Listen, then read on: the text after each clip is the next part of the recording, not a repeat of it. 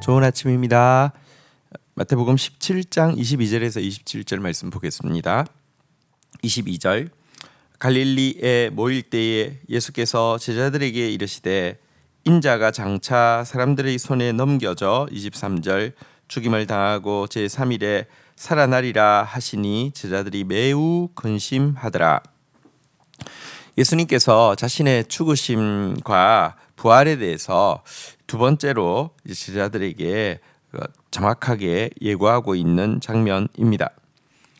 사실 첫 번째로 예수님께서 당신의 죽으심과 부활에 대해서 예고하실 때 베드로가 예수님을 붙잡고 절대로 그래서는 안 됩니다. 아니 절대로 그런 일이 일어나도록 하지 않겠습니다. 이렇게 항변했다가 심한 꾸절함을 들은 일이 있었죠.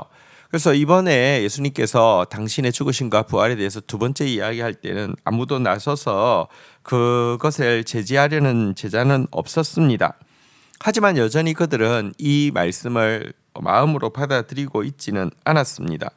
왜 예수님께서 꼭 죽음의 길을 가셔야 하는지에 대해서 여전히 이해할 수 없었고요. 아니 도리어 이제 예루살렘으로 가시면 왕이 될 것이라는 것을 믿고 기대하고 있었기 때문입니다. 이 때문에 그들의 마음속에는요, 여기 보니까 매우 근심하더라라고 되어 있습니다. 근심이 가득 차게 되었다는 것입니다. 혹시라도 자기들이 가지고 있는 이 기대가 깨어질까 하는 마음 때문에 여러분 막 근심이 가득했고요. 또 예수님께 물었다가 그 기대가 와장창 깨어지는 것은 아닐까 해서 근심하면서도 예수님께 부활과 고난에 대해서 직접 묻는 것도 두려워하고 있음을 보게 됩니다. 여러분 우리가 진리를 받아들이지 못할 때는 이처럼 불필요한 근심에 빠지게 되고요. 자기의 고정관념이 깨어질까 두려워할 때는 이처럼 주님 앞에 묻기도 두려워하게 됩니다. 이런 모습, 이 근심과 이 묻기를 두려워하는 이 모습이 우리 안에 있지 않아야 되겠습니다. 주님 말씀하시면 그대로 받아들여야 하고요. 또 주님 말씀 앞에서 내 고정관념을 깨고 이해가 안 될 때는 주님께 물어야 합니다. 그래서 배워야 합니다. 그리고 그 말씀을 받아들여야 합니다. 그러면 두려움도 사라지고 근심도 사라지게 될 것입니다. 자, 24절입니다. 가버나움에 이르니 반세계를 받는 자들이 베드로에게 나와 이르되 너희 선생은 반세계를 내지 아니하느냐. 25절 이르되 내신다 하고 집에 들어가니 예수께서 먼저 이르시되 시몬아 내 생각은 어떠하냐. 세상 임금들이 누구에게 관세와 국세를 받느냐. 자기 아들에게냐 타인에게냐. 26절 베드로가 이르되 타인에게니이다. 예수께서 이르시되 그렇다면 아들은 세를 면하리라. 자, 예수님께서 가버나움에 이르렀을 때 이제 성전세 거두는 사람, 반세겔씩 성전세 거두는 사람이 예수님은 성전세 안 내느냐 이렇게 베드로에게 물을 때 베드로가 일단 먼저 대답했습니다. 내신다 이렇게 이야기를 하고 방으로 들어오게 되었습니다. 이때 예수님께서 먼저 그에게 이제 그 질문을 하게 되었습니다. 사실 성전세는 유대인 남성 성인들은 모두 다 내야 하는 당연한 의무였기 때문에 베드로가 이렇게 대답하긴 했는데요. 예수님께서 한 가지 중요한 사실을 알려주시기 위해서 비유로 질문하셨습니다. 관세와 국세를 세상 임금들이 자기 아들한테 거두느냐 아니면 타인에게서 그러니까 일반 백성들에게서 거두느냐 이렇게 물었습니다. 답은 무엇입니까? 당연히 아들한테는 거두지 않죠. 백성들에게 거두지 세금을 관세를 아들에게 거두지 않지 거두는 경우는 없지 않습니까? 그래서 베드로가 타인에게 거둡니다라고 이야기하자 예수님께서 명확히 이야기하셨습니다. 맞다. 아들에게는 세를 면한다. 이렇게 교훈하셨습니다. 이 말은 무슨 뜻입니까? 성전세, 여러분 성전의 주인이신 그리고 성전의 주인의 아들이신 예수님이 성전세를 내야 할 이유가 하나도 없다는 것입니다. 베드로는 그냥 상식에 의해서 모든 성인 남자들이 다 내야 하는 것이니까 예수님도 당연히 내겠지. 예수님은 이 세상에서 상식 없는 행동을 하시는 분도 아니고 불법을 저지르는 분도 아니니까 당연히 내시겠지 하고 내신다 했지만 그가 한 가지 모르는 것이 있었죠. 예수님은 성전의 주인이시고 하나님의 아들이시잖아요. 그러니까 원학은 내실 이유가 없는 것을 분명히 알려주셨습니다. 하지만 예수님은 또 내지 않을 수 있는 정당한 권리를 이제 스스로 포기하시고 사실은 성전세를 내십니다.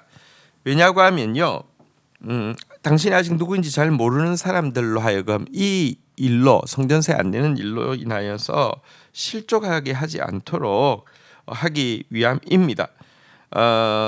연약한 사람을 실족하지 않게 하기 위해서 또 당신의 때에 죽으심과 부활의 일을 이루시기 위해서 성전세를 내십니다. 대신에 내시는 방법이요 27절 그러나 우리가 그들이 실족하지 않게 하기 위하여 내가 바다에 가서 낚시를 던져 먼저 오르는 고기를 가져 입을 열면 돈 한 세겔을 얻을 것이니 가져다가 나와 너를 위하여 주라 하시니라.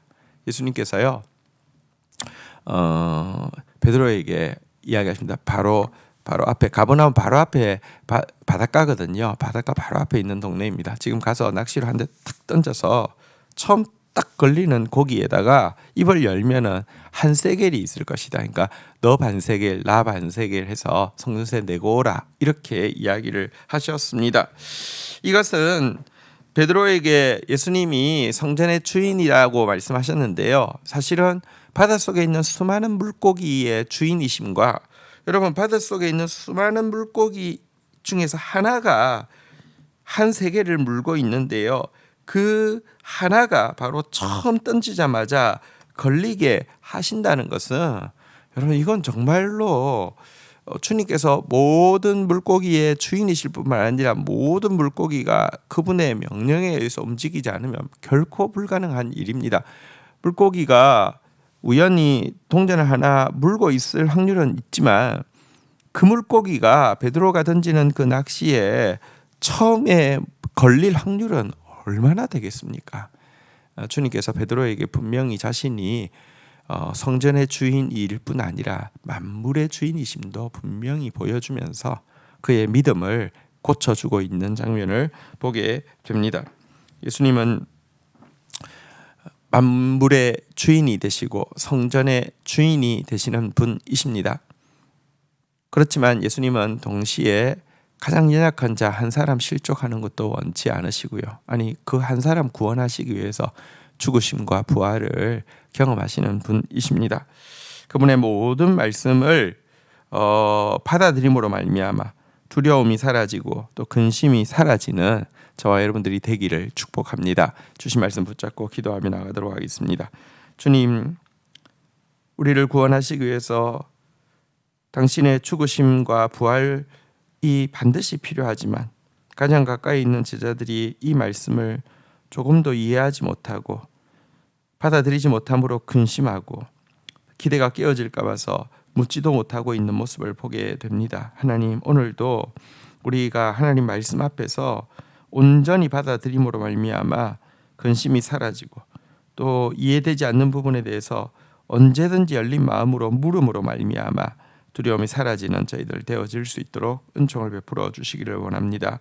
성전의 주인이신 하나님, 만물의 주인이신 하나님, 그러면서도 가장 연약한 자 한 사람 실족하게 하는 일을 가장 싫어하시고 가장 피하셨던 주님, 당신의 그 세밀한 배려 때문에 우리가 구원에 이를 수 있었습니다.